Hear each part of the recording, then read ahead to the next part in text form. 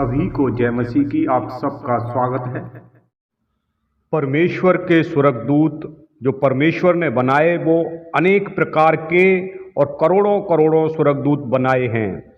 परमेश्वर ने पृथ्वी के लिए अलग से स्वर्गदूत बनाए हैं और उनमें से पृथ्वी पर कार्य करने के लिए अधिकतर हम 7 स्वर्गदूतों के विषय में जानकारी पाते हैं। उनमें से हम देखते हैं दूसरा राजा 1935। उसी रात में क्या हुआ कि यहोवा के दूत ने निकलकर अशूरियों की छावनी में 1,85,000 पुरुषों को मारा। और भोर को जब लोग सवेरे उठे तब देखा कि लौथ ही लौथ पड़ी हैं।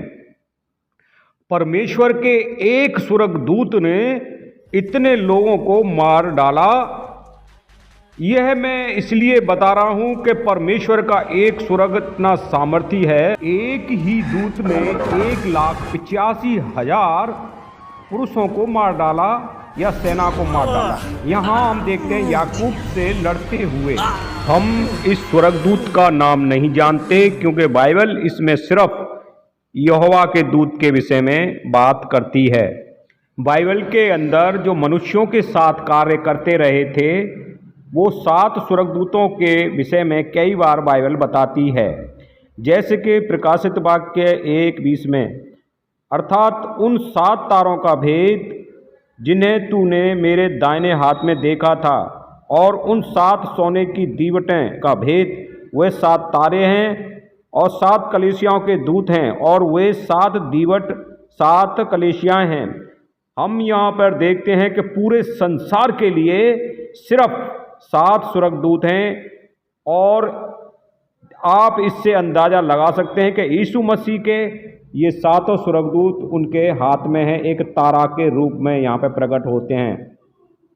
और एक दूत ने, अभी हमने देखा कि उस दूत ने 1,85,000 लोगों को ऐसे ही मार डाला।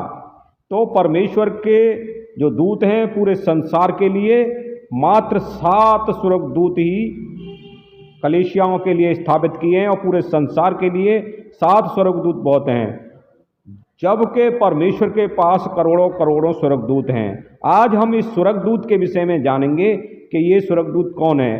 हालांकि इस स्वर्गदूत के विषय में बाइबल नहीं बताती है, लेकिन कुछ और अन्य शास्त्रों में जो ईसाई रोमन कैथोलिक है, इस स्वर्गदूत का नाम हम अंग्रेजी से अनुवाद किया गया उरियल या आरियल।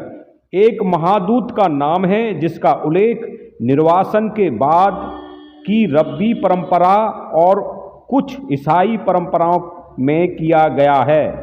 वह रूसी रूढ़िवादी परंपरा और लोक कैथोलिक धर्म में अच्छी तरह से जाना जाता है, और इंग्लिश चर्च में जो चौथे महादूत के रूप में मान्यता प्राप्त है, उन्हें यूरोपीय गुण माध्य युगीन साहित्य में भी जाना जाता है। महादूत उरियल 7 स्वर्गदूतों में से एक हैं। उनके नाम का अर्थ है ईश्वर मेरा प्रकाश है, या ईश्वर की अग्नि जैसा। उनके नाम का अर्थ से पता चलता है उरियल महादूत है जो अंधेरे के स्थान में परमेश्वर की सच्चाई का प्रकाश चमकाता है।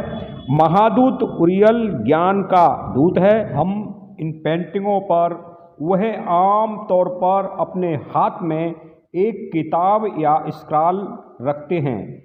यह वस्तुएं ज्ञान का प्रतीक है, या अपने नंगे हाथों से लौ पकड़ना ज्योति परमेश्वर के सत्य के प्रकाश का प्रतीक नित्व करती है। हालांकि ये सारे स्वर्गदूत जो 7 हैं, इनको कोई भी काम दिया जा सकता है। संदेश का भी काम दिया जा सकता है, लड़ने का भी काम दिया जा सकता है।